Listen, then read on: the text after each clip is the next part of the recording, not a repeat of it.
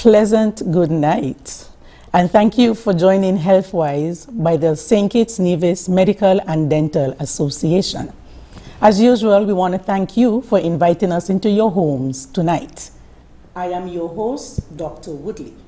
First of all, let me wish you a happy and prosperous new year, as this is my first time hosting the show since the year has begun. Yesterday was World Cancer Day, 4th of February 2024. The mission is closing the gap by prevention, early detection, and treatment. In studios with me tonight, I have to delve into this topic is our own natural homegrown oncologist, Dr. Marissa Grant-Tate, and to my left, we have the beautiful Donnie Daniel Scarborough, a survivor and someone who is thriving. HealthWise has taken on a whole new personality. We have segments by the DHI, Dr. Jensen Morton, as he gives updates that are occurring at the Joseph and France Hospital.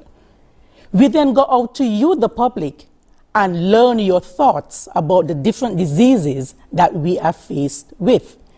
And then we have our favorite part, well, my favorite part, which is the personality spotlight, where we highlight one of our doctors who are working tirelessly to keep the health system going. So, get yourself comfortable on your couch, go and text your friends and let them know HealthWise is on. Go get some glass of water, lemonade, because we'll take a short break and listen to our sponsor, Best Way Pharmacy, which can be found at the cinema.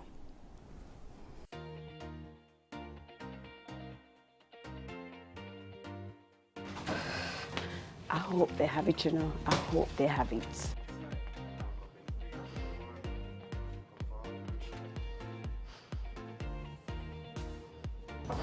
How can I help you today? Yes, I've been searching for this medication everywhere and no one seems to have it. Please tell me that you do. You've come to the right place. We have just what you need. And even if we're out of stock of the item, as soon as it comes in, we will notify you. Thank you. Best Way Pharmacy, always taking care of all your pharmaceutical needs.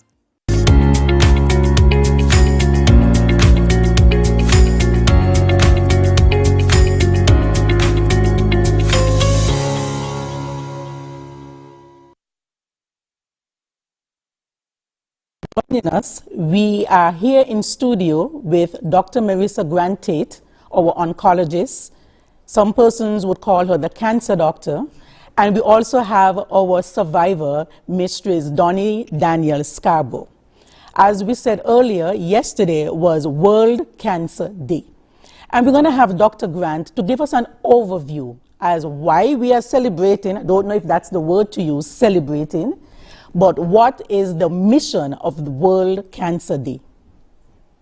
Well, Cancer Day is simply for us to create what is that necessity in respect to awareness, the creation of awareness, not so much in terms of celebration of cancer, but rather what is a celebration of the awareness so that we can close the gaps that obviously exist and to be able to ensure that through what is the means of communication, extension, through what would be provision of the necessary health services, then we are able to ultimately defeat what would be the cancer mortality. Okay, so we're actually trying to close that gap.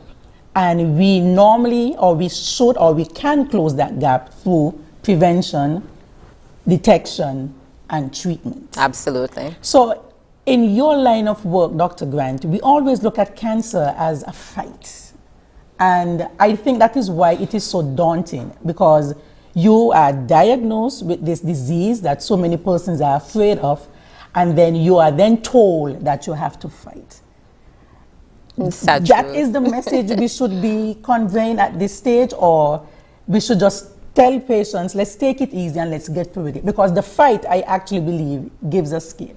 Well, to be honest, I would say that, irrespective of perhaps the way that we turn it, it still requires what is going to be somewhat, I don't know if I want to use the word fight, but definitely in terms of what would be effort.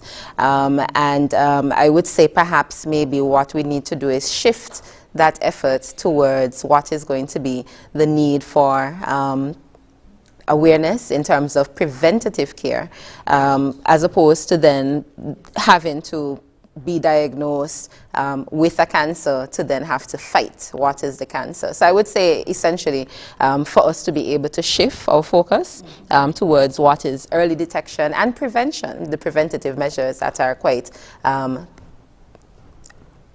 available to us.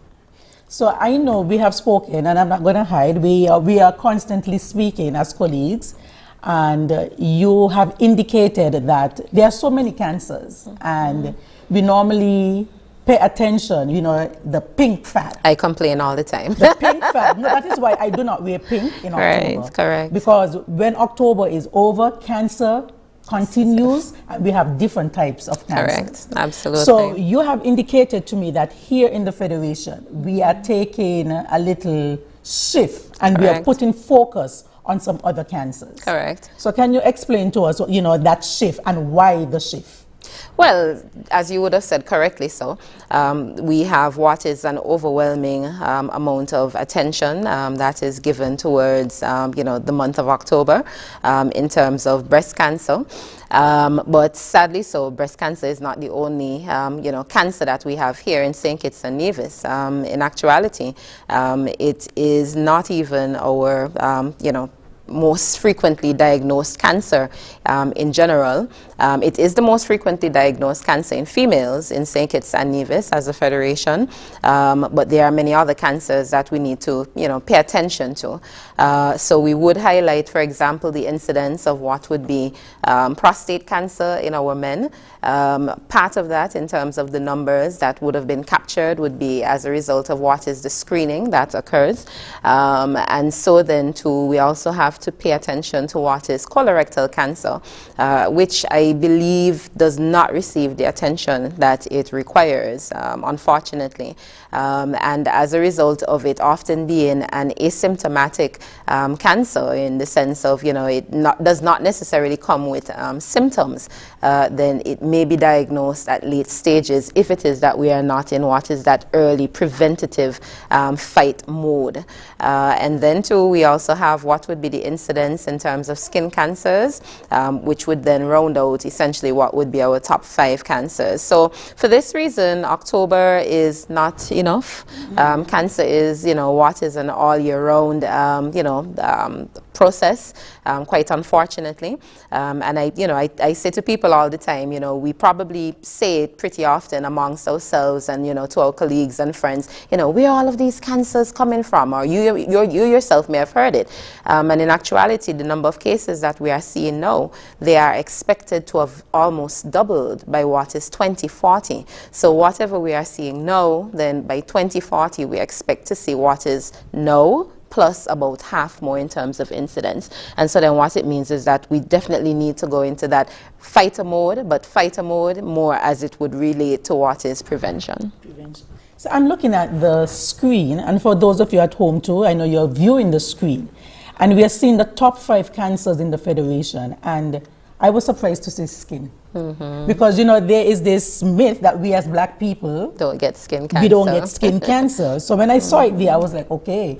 And that would actually give some credence to what you're saying. Correct. We put so much emphasis on the other breast cancer, and we are not saying it's not important, but we have to have this holistic very good approach and look at the different cancers, because cancer at the end of the day is cancer. The impact that cancer has on the person, the family, the federation, it is serious. So when I saw skin cancer, I said, honestly, I think we are doing a misservice, a disservice to the other types of cancers and the persons who are actually suffering from these other types of cancers.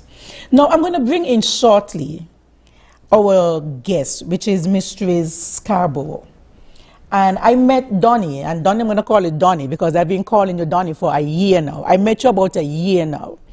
And what I must say, in fact, I think Donnie met me because, you know, as a patient, the doctor meets the patient, but I think I met Donnie because Donnie exudes this calmness, this zenness. And when I went into her room, although she was in obvious, you know, distress, Donnie just calmed everybody. And that is why when I spoke to you about the fight, because when I looked at Donnie, she has survived, but that calmness, she didn't bring up the fight like that to me. But as you said, I guess she complied, etc., etc.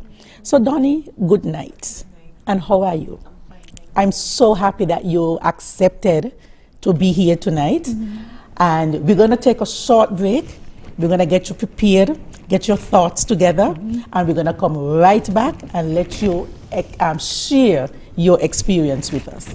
So stick and stay. We will be right back. It's time that we realize that we must work together to thrive. Our lives, we know it, the sky and below it. Could I never have more wonder? Yeah, with life and all you see, and the climate's changing. But hope is remaining. And we can't ignore the future. It depends on you and me. One chance, all that we got. One voice, together we start. Take care, the world where we live. Permite a todos vivir. Tomamos la oportunidad para guardar la humanidad. And I must leave no one behind because we are one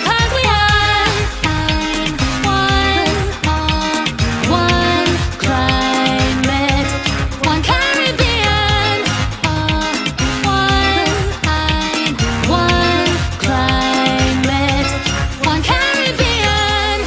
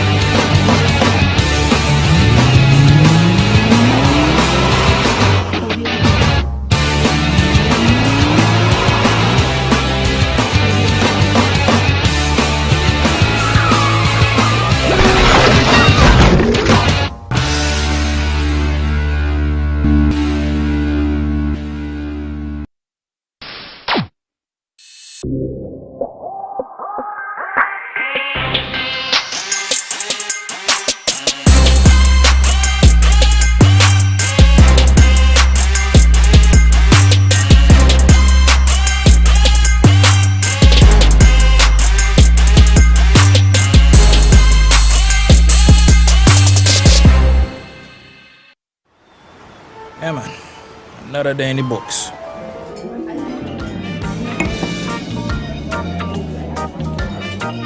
Well, hello there. Ooh, she pretty from head to toe, and are you ready to go?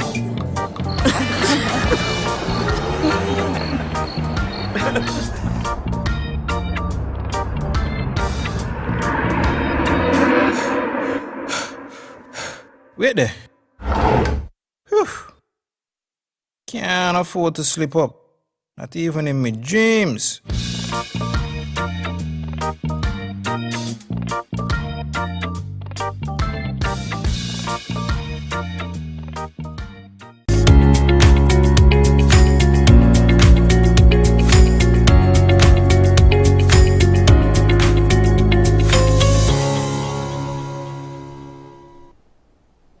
Welcome back to HealthWise. I am your host, Dr. Woodley, and I am in studio with Dr. Grant Tate, oncologist, and Mistress Donnie Daniel Scarborough, our survivor. We are actually dealing with cancer awareness, and we are going to have a look, or we're going to reach out to the public from a member from Reach for Recovery to give their input as it relates to cancer incidence. Being a member of the Reach for Recovery Breast Cancer Support Group, I'm exposed to both scenarios. I've seen a lot of persons who have suffered from the dreaded disease cancer, and passed on. And I'm exposed to quite a large number of people who are suffering and fighting the battle. How this has affected me? It has affected me in both a negative and a positive way. Because hearing and seeing people losing the battle, let's say dying from cancer or breast cancer, which I am mostly exposed to, it's very painful. You at times feel helpless and you wish you can do more. And in a more positive light, it encourages you to press on. Press on in the fight of helping, press on in the fight of supporting, and press on in the fight of awareness. We normally say early detection saves lives, so it gives you that go out and encourage people to get tested, have your mammograms done, know your body, and things like that.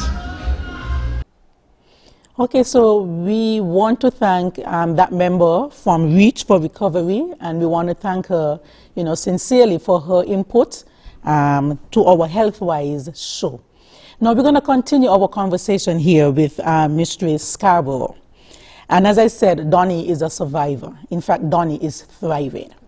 And Donnie, I want you to take us through your experience. Well, our experience, because we were all part of it, as it relates to when you were diagnosed, how you felt, the support system. And I want you to speak to the persons who are looking at you from home or whatever platform they are viewing this show from. Because we do this show for you so that we can better your life. So Donnie, take us through your experience.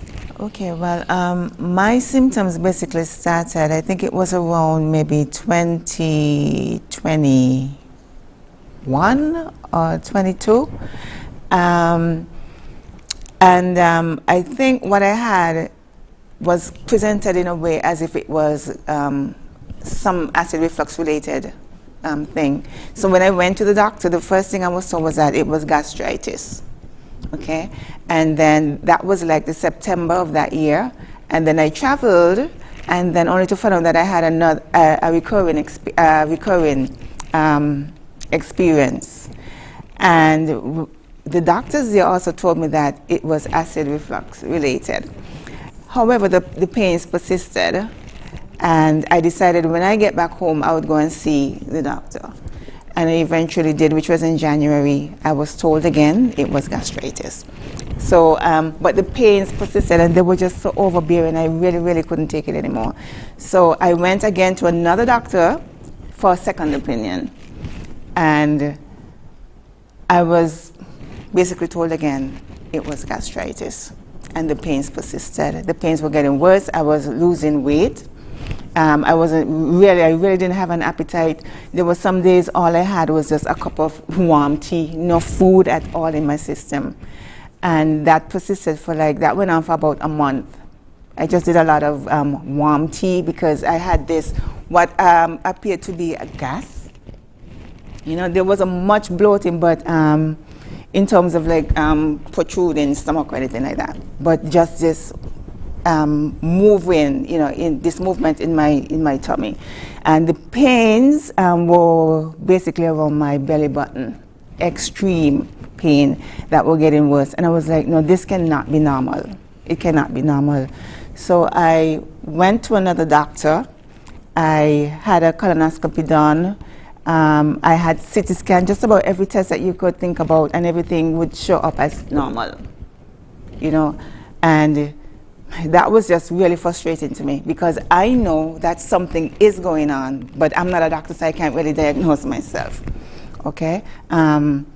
However, I was admitted to the hospital like maybe two times, I think, and it was on the last visit to the hospital that I met you, Dr. Woodley. God sent.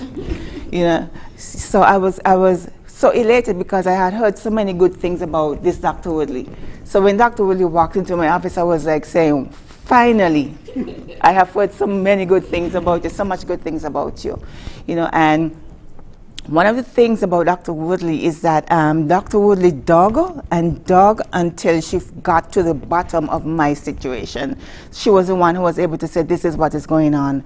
And one of the things that she said was, we are going to do one last test. And it was that one last test that really, really turned my life around. Okay, and that test was, I think, was a barium enema. Yeah, very, very, very painful. For me, it was very uncomfortable, and I had to do it 2 times. 2 times.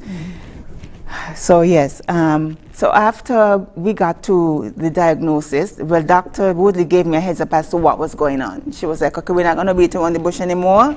We found a mass and blah, blah, blah, blah, blah. And then my spouse and I, we flew out to Colombia. And they did the colonoscopy, they found everything. And I remember the doctor coming to me and say, we found the mass and it looks like a bad one. I'll never forget those words. And then I didn't really respond. So he came back to me and said, did you understand me? Because I was so calm. That is Donnie. That is Donnie for you. I was so calm. So I was like, yes, I totally understand. I don't know if you expected me to cry or whatever.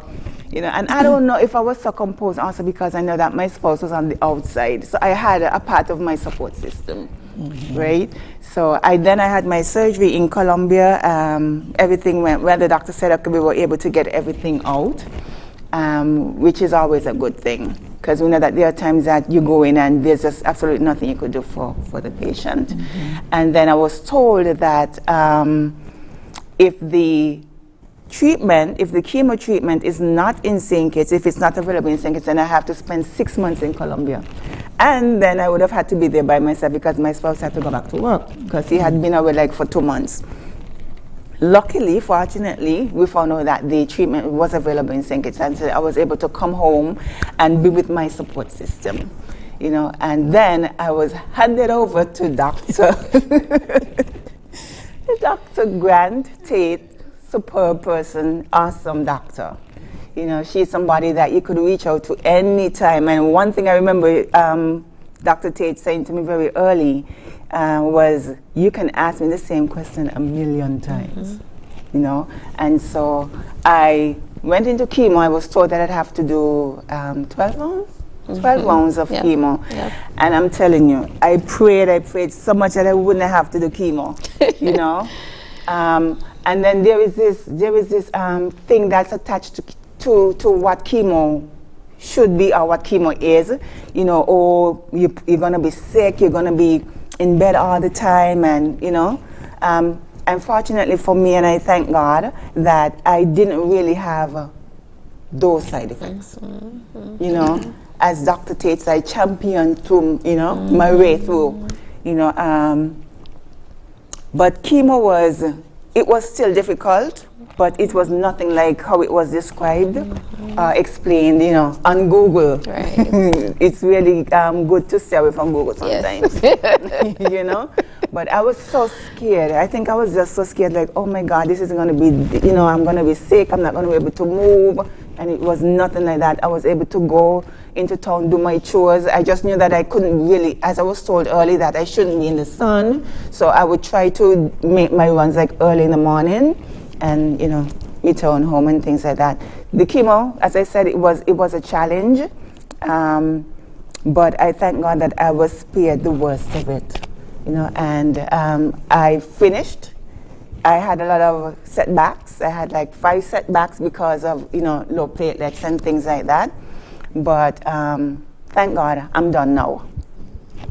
And you rung the bell. Yes, and I did. I did ring that bell. So there's a bell, but Dr. Grant, you go and explain the bell because I saw it on, making rounds on social media. So what is this thing with the bell at the oncological unit? Well, the bell in general in cancer care, it simply is to signify what is, having championed through what would have been, the course of your treatment.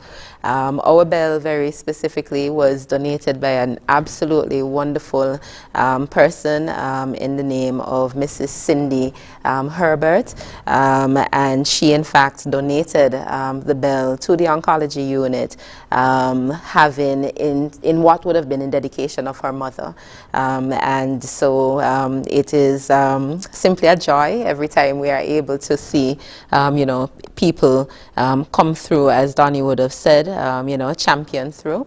I want to give additional props to Donnie because, again, I would have told her, I would have promised her very early on, I would have said, if you see my patients, you can't even tell that they're on chemo, right? I would have told you that, right?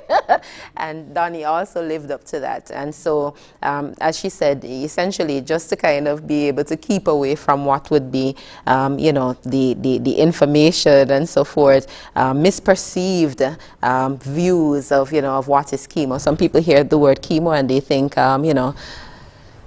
it's over, essentially. And unfortunately, this is well, fortunately, it is not true. And so then we encourage people to lose the fear and follow through in terms of the necessary treatment.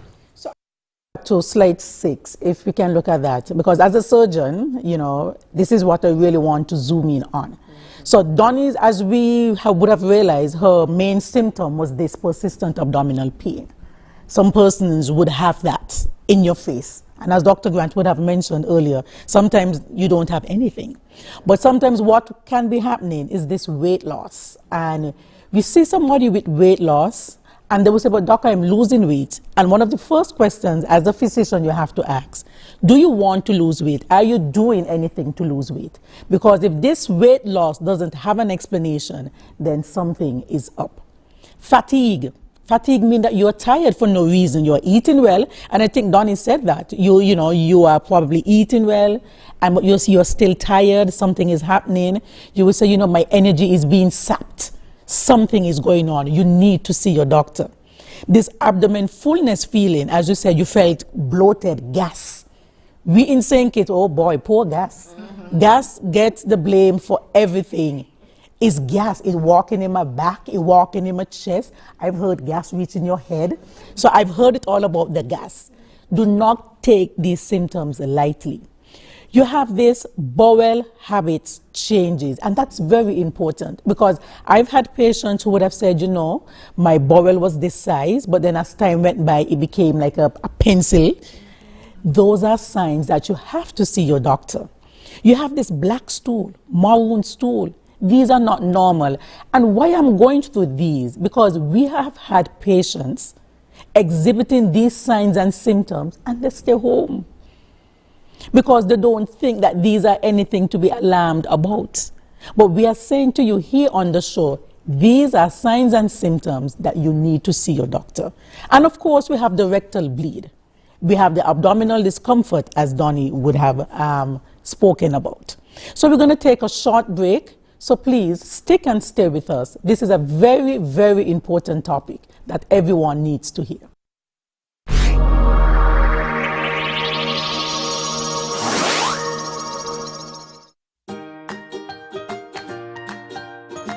At Bestoway Medical, we are dedicated to meeting all your medical needs. Our friendly staff is always available and ready to assist. Our trusted physician is also equipped with the knowledge and expertise to best serve you. Make Bestoway Medical your medical center of choice. Join us on ZIZ TV for Youth Lounge with Skanival, a talk show on vital topics such as tourism, entrepreneurship, education, religion, sex education, and mental health, featuring experts from St. Kitts and Nevis and the Caribbean region. Tune in live on the first and third Wednesday of every month at 8:30 p.m. on ZIZ TV. What did you mean earlier about climate change, Mom? Well, when I was your age, I remember beautiful coral reefs and healthy beaches. The summers weren't as hot as they are right now, and the rainy season meant that it only rained when it was supposed to. And then what happened? The weather just started to change, and storms got worse, coral reefs started to die because the ocean was getting too warm, and crops started to die because there was not much rain. You know, we realized as adults that we were doing something that was causing this. What were you all doing? Same thing we're doing now. Not using clean, renewable energy, chopping down too many trees, and even polluting the air with gases, such as the gases emitted from our cars when we drive around. We need some help before it's too late, Mom. We can't let it get worse. What can I do? We can raise our voices. With 35 million dreams, aspirations, and futures at risk in CARIFORUM, we need your voice in our story against climate change. Acknowledge, commit, act. This message is brought to you by the Caribbean Community Climate Change Center under the Intra-ACP Global Climate Change Alliance Plus program and is funded by the European Union.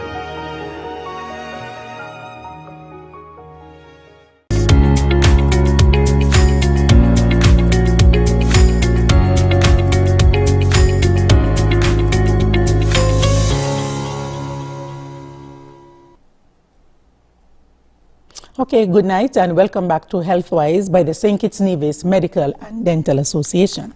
We're actually speaking about colorectal cancers, one of the cancers that affect us here in the Federation.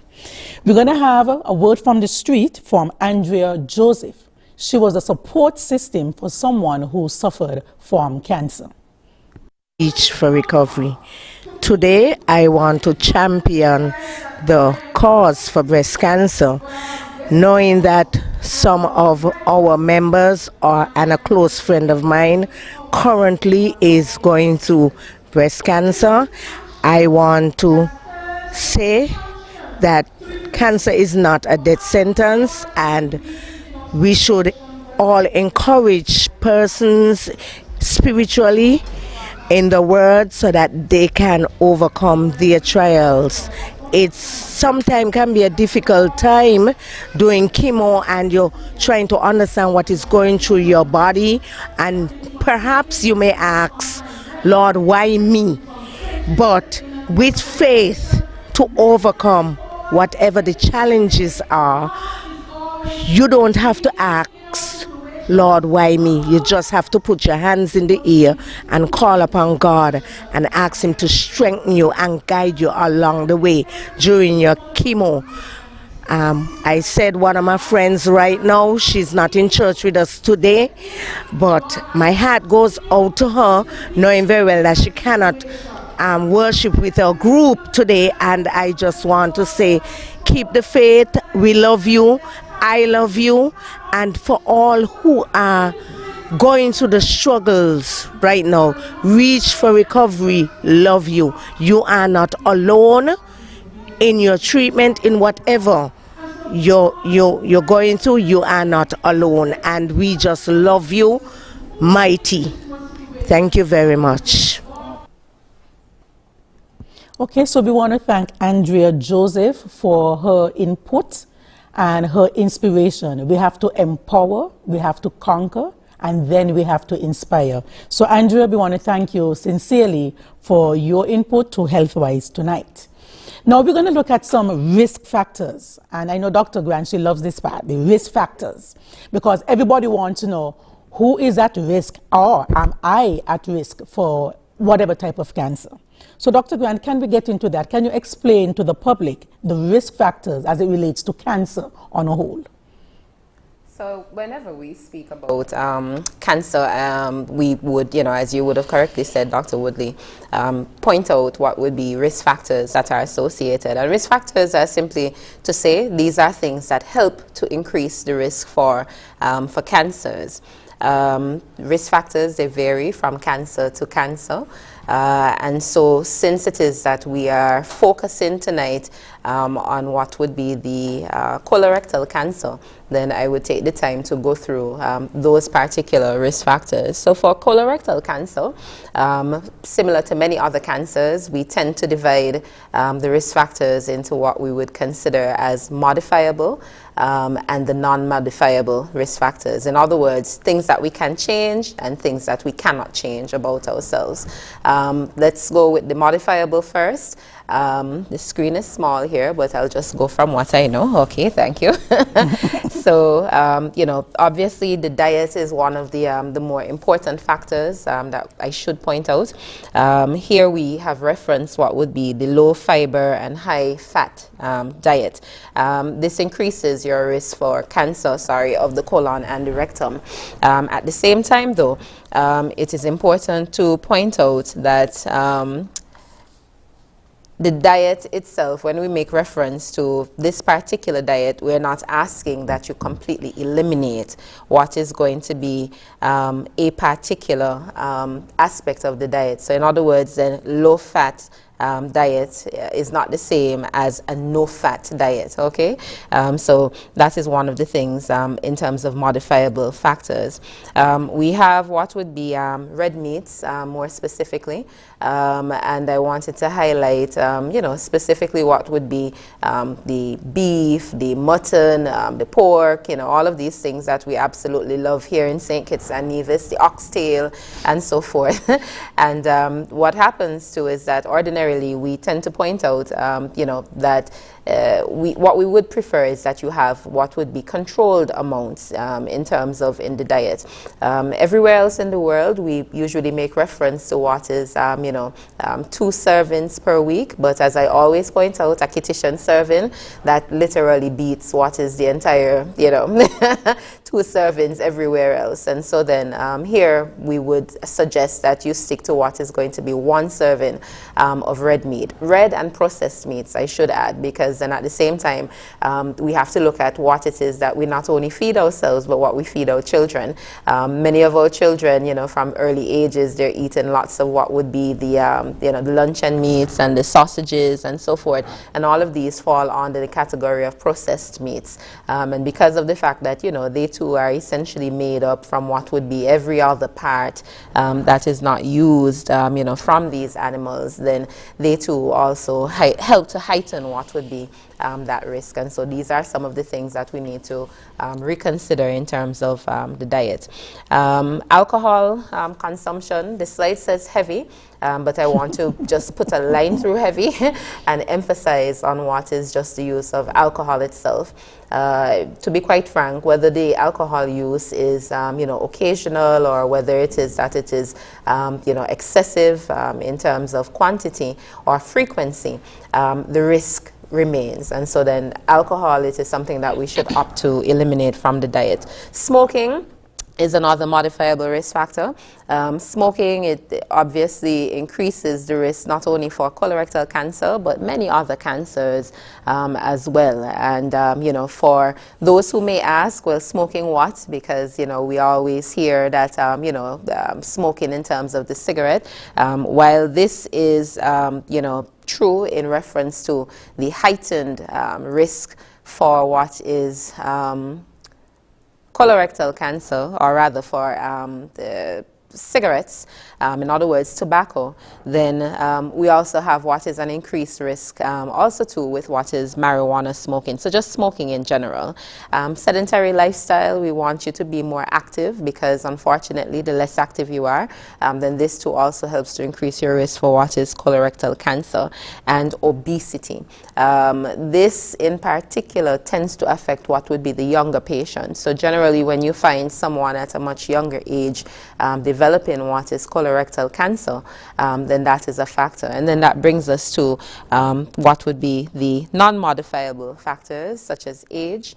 So again, anyone who is over the age of 50, although when it comes to screening, we tend to emphasize on what would be between the ages of 45 and 75 for colorectal cancer. Family history, which could include colorectal cancer, or may include other illnesses, cancers or not. We have a few others in terms of genetic conditions, you know, such as what we would refer to as FAP, familial adenomatous polyposis. We have what is Peutz-Jeghers syndrome, and just quite a few others that, you know, all of these things help to increase that risk for colorectal cancer. And the last one that I would end on would be inflammatory bowel disease. Individuals who have illnesses such as Crohn's disease, for example, you know, they too have what would be an increased risk for colorectal cancer. Okay, thank you, Dr. Grant. And we're going to pause for our personality spotlight, who is Dr. Yannick Henry, a pediatrician at the Joseph and France Hospital who works non-stop taking care of the children of the Federation. I would like to highlight the fact that the health system is not kept together by one or two doctors. We are a cadre of doctors and dentists, and we love for the public to see our doctors, to know our doctors, and to let them know that they are appreciated. So we're going to have Dr. Yannick Henry as our personality spotlight tonight.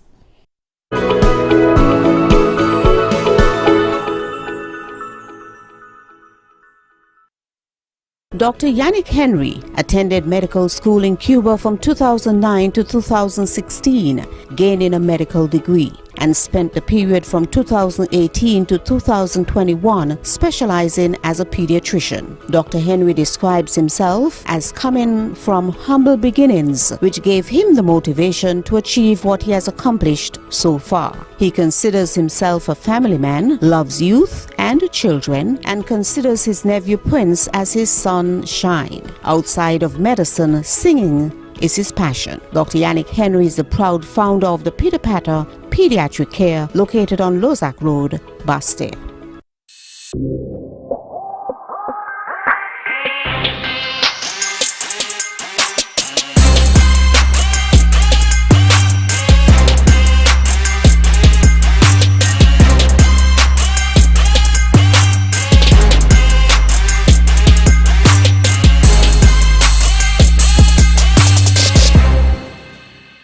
Join us on ZIZ TV for Youth Lounge with Sconaiper, a talk show on vital topics such as tourism, entrepreneurship, education, religion, sex education, and mental health, featuring experts from St. Kitts and Nevis and the Caribbean region.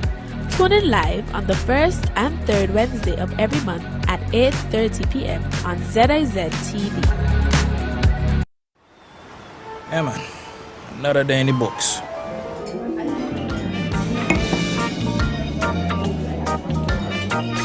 Well, hello there. Ooh, she pretty from head to toe, and are you ready to go?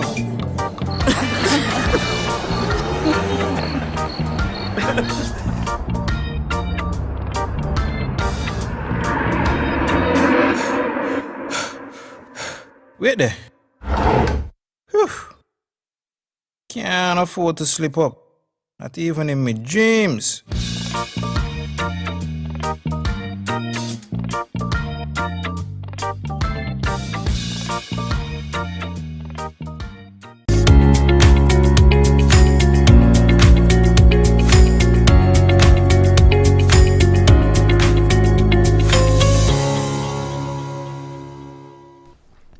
Hi, good night, and if you are just joining us, welcome to HealthWise, and we have had such a wonderful discussion on colorectal cancer, one of the cancers that affect us here in the Federation. We are speaking with Dr. Grant Tate, our oncologist, and we have our survivor who is thriving, Mistress Donnie Daniel Scarborough. We're going to have a word from Randolph McIntosh, who would have had a family member or friend who experienced cancer in the Federation. My name is Randolph McIntosh. I am a husband of a lady who been a cancer survivor, right? And it affects my family in the area where at times she has to be by herself, and she has to eat a lot of different type of foods that I don't really like, and I have to be there to encounter most of that. Sometimes I have to go out and eat because when she's eating at home, I don't want to eat that. And you know, it really tears us apart in many ways, but you have to show love. Love is the key word there. You have to love the person you have. You have to understand them. You have to ask God to give you the strength to understand and just to be there for them. Okay? If you be the stronger one, you have to be there for that person. And so therefore, it was very tired at times thinking about her and sleepless nights worrying what's going to happen tomorrow. But God is so good that she be able to do the things that she have to be done to get done to stay alive, and up to today she's still alive. There are people who we know has got this cancer and they move on and they've gone on in life, you know, they pass on and gone, but she's still here because I think she's doing the right thing and she understands it. We understand it, and we put God foremost in front of everything that we do around her. Okay, I want to thank Mr. McIntosh, a fellow SPN from Sandy Point. Thank you so much. And what I've realized, you know, the common thread from everybody who would have shared, you know, their thoughts is this thing about support. And Donnie, how important was support for you? Critical, integral, necessary. Yes. Yeah. To be honest, I have a very small circle. My circle is very small and tight, right? I'm very close to what's left of my family because I've lost my 2 siblings also to cancer. Yeah, my first brother, he died at 25 from stomach cancer, and my second brother, he died from skin cancer. So, and I've seen my mother, you know, go through these experiences, and I know it was really hard for her. And for each child, she has been a support for them, and then she has been my support. I remember when at times when I was having those serious belly pains, I would just crawl in. A big woman like me would crawl into my mother's bed, and she would rub my tummy as if I was a child. Sometimes she would rub my legs, you know, and she never turned me back. She never said, "You're too old for this." She would just always be there. And even through chemo, she would be there on every single Wednesday. I hated Wednesdays with a passion, you know, but she would always be there for me. My friends, even my family at church, you know, they've been there praying for me, encouraging me at the Keon Church of God. I just want to say thank you. So without that support system, it is kind of hard to survive, you know, especially if you're not doing well physically, and then you do not have a support system. It just makes it harder. It makes the fight harder. And so the presence of my family, the presence of my support system, as I say, has been a very integral part of my survival, of my thriving. So I'm not just here thriving because, you know, for thriving's sake, or I did it all on my own. I've had people behind me pushing me, encouraging me, praying for me. And so, yeah. So the support system is super important. It is super important. And that is why I always say, as friends and family members, we have a duty just beyond, you know, probably going out. We have a duty when our friends and our family members are sick. Mm-hmm. And that's the time, because we are physicians, Dr. Grant, and many times we have patients at the hospital and we cannot find a family member, there are no friends. And support, you need that support to get you through the day and get you to the next day. So I am appealing, and Donnie, you can appeal to people out there who are looking. We have to be our brothers and sisters keepers. Mm-hmm. And we should not take that phrase lightly, because we all need each other at some point in time in our lives. Mm-hmm. And I was so happy that you had that support, and it shows it. When I saw you tonight, I was so elated, because the Donnie that I met a year ago, it's not the Donnie I'm seeing now. No pain, you're smiling. Yeah. I was so, and I know you're very private, so when I asked you to be a part of the show, I even said to Grant, I don't know. I said, Marissa, I don't know if she's going to do it, because I know. And I was so elated when you said yes. So Donnie, what can you tell that person who's going for chemo on Wednesday? What can you tell them? That person who may have just had that diagnosis of cancer. I want you to look into the camera, and what can you tell them to give them some type of hope? Let me first say that a cancer diagnosis is not the end. It's not even a death sentence, you know. But what you have to remember is you have to fight. You can't give up. You have to be very mindful and very careful about the people that are in your circle. Okay? You want people who are going to be speaking positive things, not negative things. You know, and I remember early on, I was looking at a lot of YouTube videos, and I would be looking at people who were in stage 4 or people who were dying, or videos of people who had already died. And my husband would say, but why are you looking at people who have already died? Look at those who have survived. You know, but for some reason I was just stuck to those videos, and I just want to encourage you, you know, this is not the end. This is not the end of your life.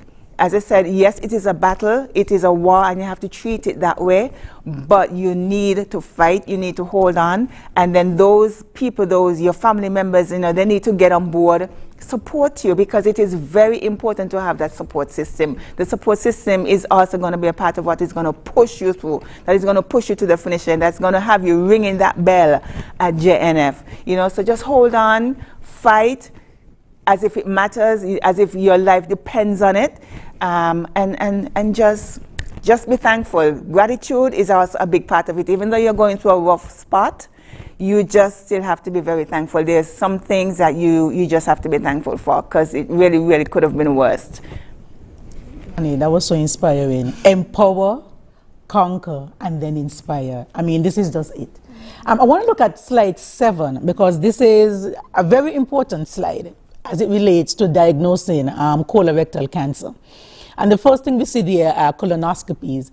So if I can get at least 2 persons calling into this, the first 2 persons who call in, I would do a free screening colonoscopy for those 2 persons who would call in. So you can leave your name and your number, and my secretary would get in touch with you so that you can get a free screening colonoscopy. So Dr. Grant, in terms of these modalities, are the things that we do to diagnose colon cancer, can you explain to the viewing audience these tests that might be right for you or not? Well, so in respect to the tests, you know, the different tests and so forth, but for some strange reason, even though these tests are there to be able to, you know, also diagnose, I also want to be able to emphasize on what is the preventative, you know, measure of having some of these tests, Dr. Woodley. And more so, you, of course, would know more so than anything else, you know, the principal one here in that regard would be the colonoscopy. The colonoscopy, it allows for what is going to be that visualization to be able to detect what would be even precancerous lesions, and to be able to allow us to have them removed and essentially to prevent what is cancer. The colonoscopy, it is something, once it is that you are within the screening, you know, age group or risk, as we would highlight, which is generally between the ages of 45 to 75 years of age, then we highly recommend that you get a colonoscopy done at least once every 5 years for the colonoscopy. Okay, slide is a bit late, but but it's here. So for the colonoscopy, as we said, you know, to be able to allow the complete visualization. The rectosigmoidoscopy, for example, is pretty similar, but then it only examines, you know, what is essentially that first portion of the colon, you know, having entered through the rectum. So rectum and the sigmoid colon. And Dr. Grant, before you go on, let me put a sticker pin here with the colonoscopy, because colonoscopy is very important. Right. And we here in the Caribbean and in St. Kitts, we have this taboo about doing things around the anus, especially for some men. In fact, this morning we were at an institution speaking, and one lady said, no, I don't play around with that part of my body. But a colonoscopy, a simple colonoscopy can save your life. Because as Dr. Grant would have said, we can identify lesions even before they are cancerous, take them and get them tested. So a colonoscopy is not a horrific experience. Many persons have had them. We do them at the hospital weekly. You are sedated, so that means you're not feeling what is going on. And the information that it gives to us, the doctors, it is vital. It can save your life. It can improve the quality of your life. So please do not hesitate, especially if you're over the age of 45, especially if you have risk factors, because Donnie said she had risk factors. And some of them were non-modifiable, which was she had siblings, a family history of gastric cancer. She also had a family history of skin cancer. So once you're over the age of 45, you need to be doing your colonoscopies. At this point, I see my Zisku telling me we need to take a break. And our break would lead right into our Director of Health Institution, Dr. Jensen Morton, who would give us some updates as it relates to the Joseph N. France Hospital.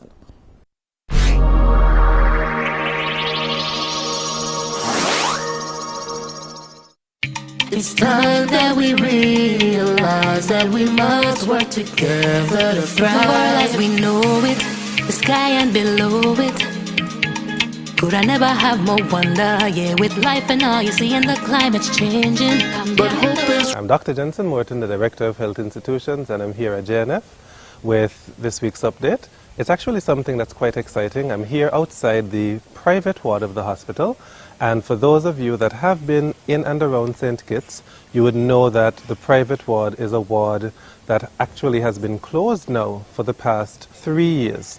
The private ward became the center of activity during COVID time because it was the only area that had a large concentration of rooms that were private/isolated, and that had a separate ventilation system with regards to the air circulation in each room. Because of that, it was selected as the location for holding COVID-positive patients that needed hospitalization. At the end of the pandemic, unfortunately, the private ward, it was in some gross disrepair, and it was closed to the general public. One of the areas that had undergone a lot of damage actually was the roof. We had done some investigations and we had realized that the repairs for the roof was going to be quite costly, and we were in some negotiations with regards to getting that done. The Republic of China and Taiwan, they came forth and they agreed to assist us with regards to the repairs being done to the private ward roof, which is now currently ongoing, and it's actually proceeding at quite a rapid pace. That part should be complete within the next few days. Following the repairs to the roof, it will allow us to do some refurbishment of the interior of the private ward, and we intend to have it within a few weeks to months' time available once again for the use of the general public. So this is an exciting announcement that we have, and we hope that everyone can stay tuned because the private ward services are coming back to JNF shortly.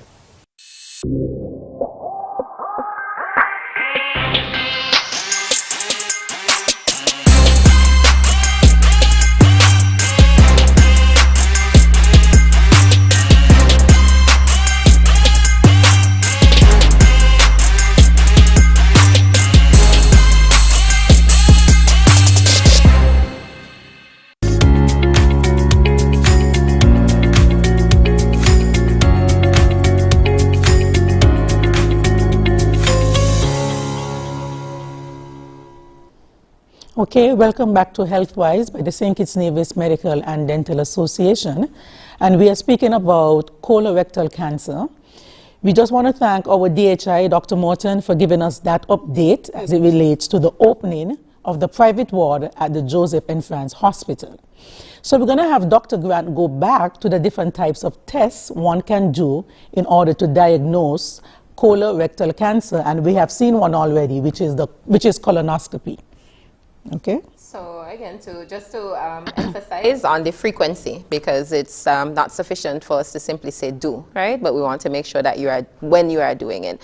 And so again, once you are between the ages of 45 to 75, then we would highly advocate that you get one done at least once every 5 years. Dr. Woodley very ably provides this service, and so I encourage you to, schedule, at her office and make sure that you get your colonoscopy.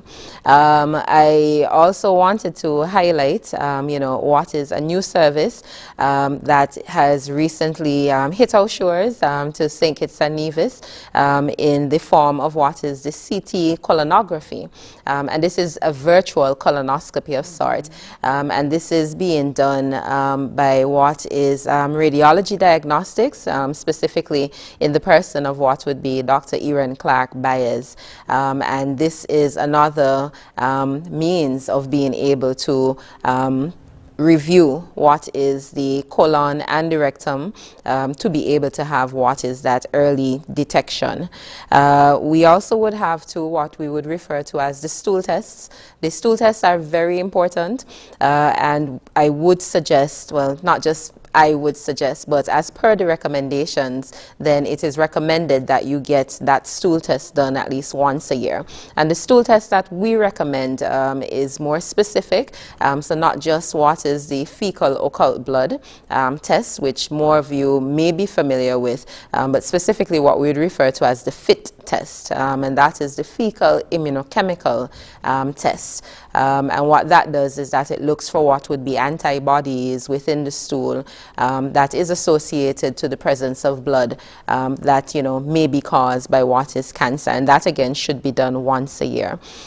This is done more so at the private labs. I know very specifically that Avalon Lab does that, and it's not at all an expensive service. So again, I would encourage you all to ensure that you get your FIT test done. They are more specific, stool tests, fecal tests as well. What we would refer to again as, again, FIT, but instead of just FIT, then the FIT DNA. And the FIT DNA, it specifically looks for what is going to be DNA that is associated to cancer and cancer cells. And so then this is also another great test that can be done. However, in terms of the, the accuracy, the specificity, it is just about equal as what is with the ordinary FIT test. And so then again, both of these are recommended for what would be at least once a year. So those are the, the principles that I would emphasize on. Get tested. Amen to that.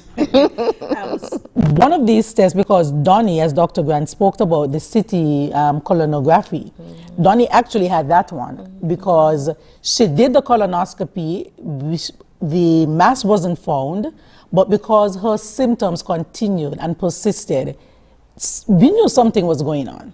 And that is why I said to Donnie, let's just do one more test. Right. So I was happy when Dr. Erin Clark Byers told me that she had just gotten, this new testing. And I said, Donnie, let's just do one more, please. And in her calmness, she said, okay. And we went along and we got it done. And this visualizes the colon in a 3D dimension. So something that may have been missed on the colonoscopy, then this testing picks it up, and it did so for Donnie. And that is when we realized that she had a cancer in the right side of her colon, in the cecum to be quite exact. Donnie had that cancer. So we have to sometimes use almost all the testing to actually come up with a diagnosis. And as physicians, we should not get comfortable with just one of the modalities. Sometimes, and especially, I was always taught, I was trained in Cuba, I had go listen to your patient. Correct. And Donnie kept insisting, because when I met Donnie, she said to me, but I had a colonoscopy already, I'm okay. But her symptoms persisted. So I said, we have to go looking. And we continued looking and looking until we found it. So we're going to have, or I'm going to have my guests wrap up. We have given you a mouthful. I don't want you to remember everything, but what I want you to remember is to visit your doctor. That is what's important. Once a year, twice a year, visit your doctor, get complete checkups. And we are giving you the remote control of your life in your hand by educating you. Sometimes you go to your doctor and he or she may just rush you through, but you can say, Doc, I need a fit stool test, as Dr. Grant just said. Because in all honesty, and I'm so honest and open with my patients, we don't know everything.